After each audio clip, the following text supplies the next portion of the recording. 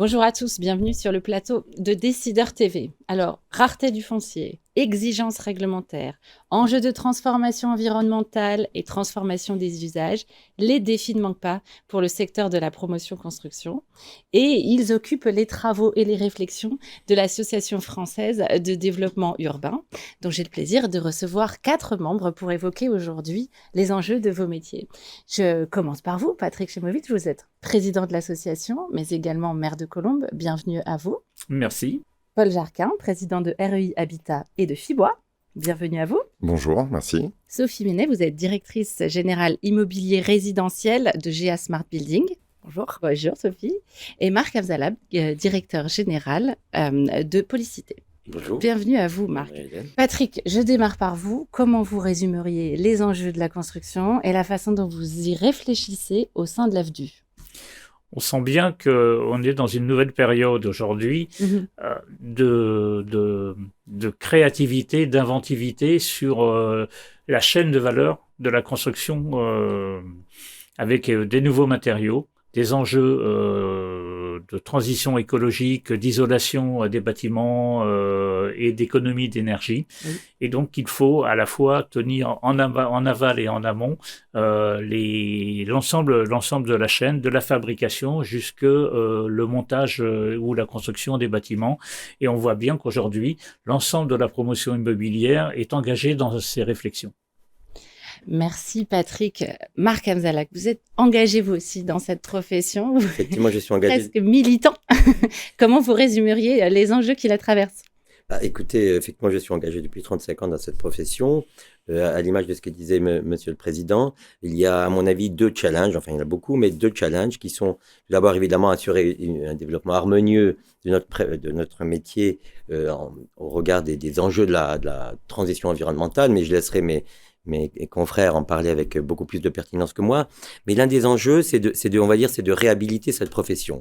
C'est une profession qui a, à mon avis, un intérêt général et qui est aujourd'hui non seulement méconnue, mais extrêmement stigmatisée. Elle est pratiquée par beaucoup de gens. Il y a 100 promoteurs en Île-de-France, qui est quand même énorme, alors que on va dire, les zones d'intervention se réduisent. Et le promoteur est en plus un des premiers maillons à mettre en œuvre la transition environnementale au travers des prises électriques, au travers des potagers urbains, au travers des économies d'énergie. Oui. Et je pense que réhabiliter cette profession est une chose absolument essentielle. Et la réhabilitation de cette profession passe, à mon avis, par une formation diplômante. Ce qui permettrait de créer une sorte de barrière à l'entrée, parce qu'aujourd'hui, avant, la barrière à l'entrée, c'était, on va dire, les fonds propres. Aujourd'hui, l'accès au financement et à l'argent étant ce qu'il est, de nombreux nouveaux acteurs, peut-être moins expérimentés que d'autres, s'engouffrent dans cette voie et pratiquent ce métier pas toujours avec l'expérience nécessaire. Alors, vous nous annoncez le développement d'une nouvelle activité. Marc, vous allez diriger une école certifiante. Écoutez, et si la proposition m'en était faite, je pense que je pourrais en tout cas être un acteur actif et passionné de cette formation diplômante. Absolument. C'est encore peut-être prématuré pour en parler, mais je pense que réhabiliter cette profession est quelque chose qui me tient à cœur parce que je souffre de cette injustice. Message passé. Merci Marc. Sophie Menet, vous, quels sont, voilà, pour vous et avec les spécificités peut-être de GA Smart Building, les grands enjeux, pareil, du secteur de la promotion-construction. Et puis, avez-vous un commentaire sur le nouveau projet professionnel de Marc ? Effectivement, alors nous, on est chez GA, on est un acteur un peu atypique du secteur de l'immobilier et de la construction, puisqu'on est aujourd'hui promoteur d'une industrie nouvelle qu'on appelle le hors-site. Oui. Et donc, le hors-site, c'est quoi ? C'est le principe d'imaginer un projet en BIM avec beaucoup d'intelligence, de conception, etc. Donc, je rejoins ce que disait Marc sur la nécessité de formation des gens.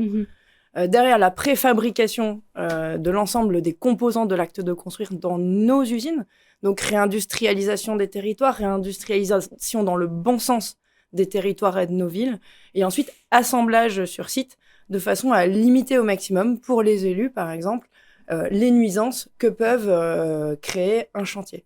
Donc, grande acceptabilité par les riverains de l'acte de construire. Possibilité aussi, grâce au hors-site, de traiter pour moi 2 enjeux majeurs qu'on a aujourd'hui à l'échelle de la ville. La nécessité de créer du neuf. Et donc, le neuf, ça nous permet de concevoir, d'inventer de nouvelles méthodologies, de travailler vraiment sur les aspects carbone de nos bâtiments et de ce qu'on vient remettre dans les villes, mais aussi de travailler sur tout ce qui va être rénovation énergétique des bâtiments, avec, grâce du coup à nos aspects hors site, la capacité de surélever les bâtiments, donc de désartificialiser, en tout cas de ne pas artificialiser de sols complémentaires, et de rénover énergétiquement le patrimoine existant, qui pour moi est aussi un des grands enjeux que doit relever la profession, et sur lequel finalement on a très peu d'acteurs présents. Voilà. Merci Sophie. Paul, vous, le bas carbone, c'est votre métier depuis une quinzaine d'années, c'est ça?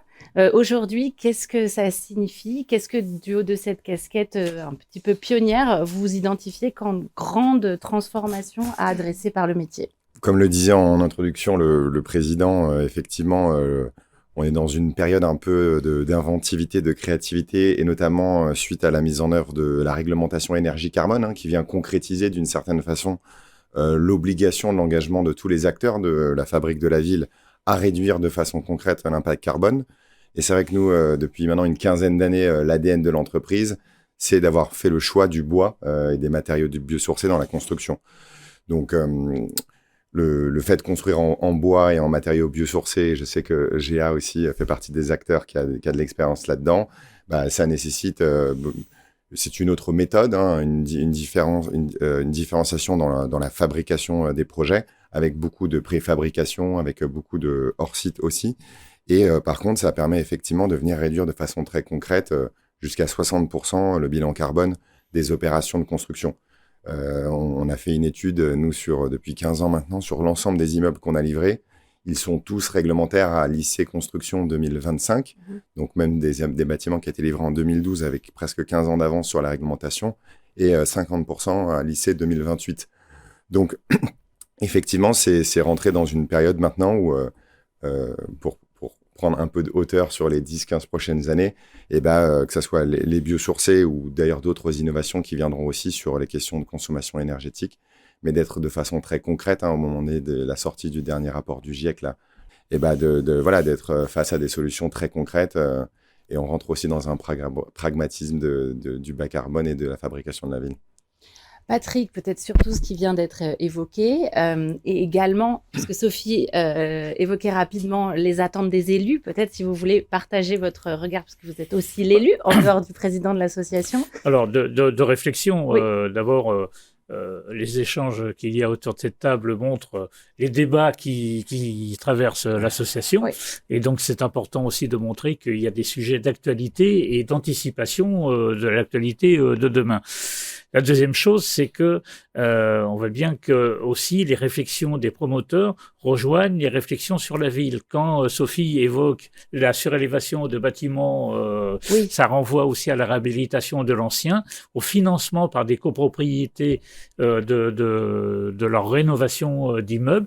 Et c'est aussi une des difficultés aujourd'hui, c'est que les promoteurs travaillent beaucoup sur le neuf, donc la construction nouvelle, la fabrication de la ville, et moins sur la rénovation de l'ancien, qui est quand même un patrimoine très important. Et certainement, dans les prochaines années, il faudra réfléchir plus fortement à la manière de rénover aussi la ville. Très bien, merci à tous. On voit que les sujets de réflexion ne manquent pas pour vous au sein de l'association. Merci et bonne suite de débat. Merci. Merci.